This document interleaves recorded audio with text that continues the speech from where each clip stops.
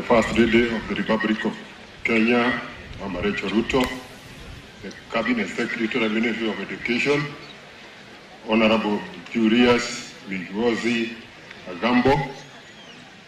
Ogamba, Her Excellency, the Governor of Nakuru County, Madam Susan Kireka, all the Honorable Senators, Honorable Members of Parliament, the Inspector General of the Kenya Police Service and the officers, and all the uniform officers present, the bereaved families and the parents and students of Utumishi Girls, the teachers and the people present who have attended this function to mourn with us.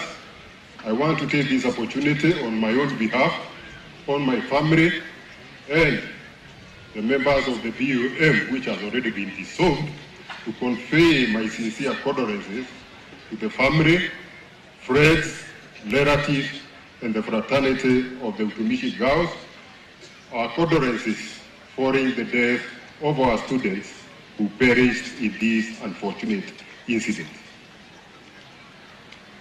From that, I would like to say I have been seeing a lot in the social media talking about the school. They don't know how it started, but they were being told that the school was started by Edward Mbugua. That is true.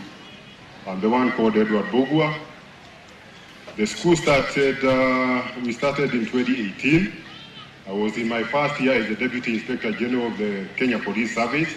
I came for a prize giving day in July at Utumishi Boys.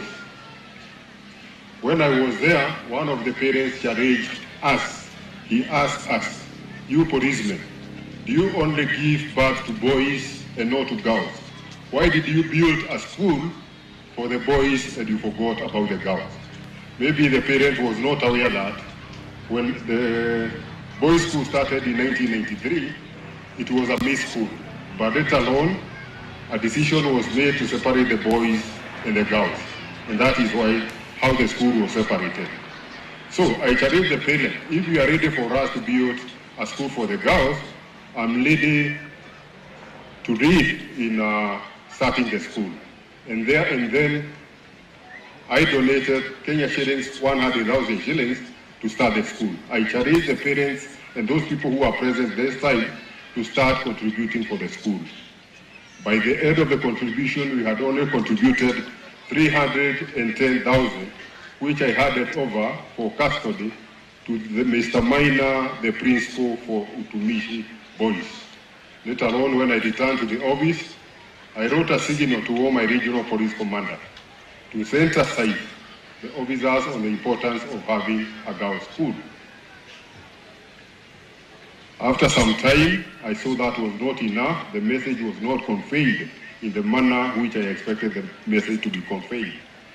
So I visited all the 8 regions, from northeastern to Nyanza, western, each and every region. Personally, I visited all those areas and talked to the officers, and their response changed, and they started contributing towards the girls. We started the construction of the school in September 2018. By the end of 2019, December, the school was complete, and I sought the registration of the school, which was inspected and duly filed to conform with the requirement of the Ministry of Education, and the school was registered. So we had our first intake in 2020, and we enlisted 96 girls that particular time. That's how the school started. After that, there were questions on how the dormitory which was set on fire was named after my daughter. Yes, it is true, it is named after her. What happened is that in June of 2021, my daughter was involved in a road accident in Nairobi, and she died at the scene. My friend and other people contributed to her funeral. After the funeral, I had excess money, and I told my family, this money is going to another cause, we are not going to use the money. So during a Harambe, I donated 10 million shillings, part of which was my contribution, and part was the funds which were meant for the funeral of my daughter. I think I have made that clear. So those who have been asking what happened, that is exactly what happened. The next thing I want to say is that we should consider, I'm not aware why a decision was made that the students should learn as a mixed school from standard grade 1 up to grade 9. But when to go to grade 10, they are separated. After that, they finish grade 12. When they go to the university, once again they come together. Even at home, we don't separate boys and girls. If you have both, you keep in the same home. So we should consider why there is that idea of separating the girls and the boys. Me, myself, I would recommend that they should be trained together. The other thing I asked, and I don't think, maybe very few people, not more than 10 of them, who do not bear the blame of what happened. Not necessarily at Utumishi Girls, even in other schools where we have had these things.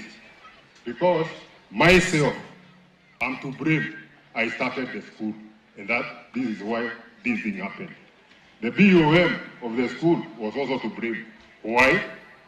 They never complained that they had been given excess students who they could not comfortably accommodate and even have their facilities.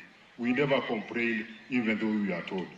And also you, I'm challenging you, who, when you are told that there should be 100% transition from junior secondary to senior secondary, I don't think there is anybody, including our members of parliament, who petitioned the government to give them time so that we could build enough classrooms, enough dormitories to accommodate our children. So, even the clergy, you are still there. And even I can also blame you, you are the people who started boarding schools and even schooling. Was it not started with the missionaries? Bishop, am I speaking the truth? Yeah, so everybody here is to blame for what is happening. And we should check that and have dialogue, note what went wrong, because these are not the first fires to happen in our secondary schools. And then when we sit down and dialogue, we find the way forward. And when we find the way forward, we sit down and implement what we have found is the cause of the problem. Without that, we will be repeating, coming here, talking, and then without any progress. The other thing I think I would recommend is that we should have day schools. Those dormitories can be converted to workshops for training, and we should also try to make the schools within our area the best schools. But the problem is we don't have a good school in a certain area. So the student will travel from Nyanza, Migori, he wants to go to Araya. Another one is traveling from Kapengoria, he wants to go to Mangu. But if there were good schools in that area, there would be no need of taking your child from the farthest head in Kware, taking her to Marada boys in Nyanza. So those are some of the recommendations I'm making to you to be considered by the government so that we can be able to improve. Thank you, and may the Almighty God keep the departed souls in eternal peace. Thank you, and God bless.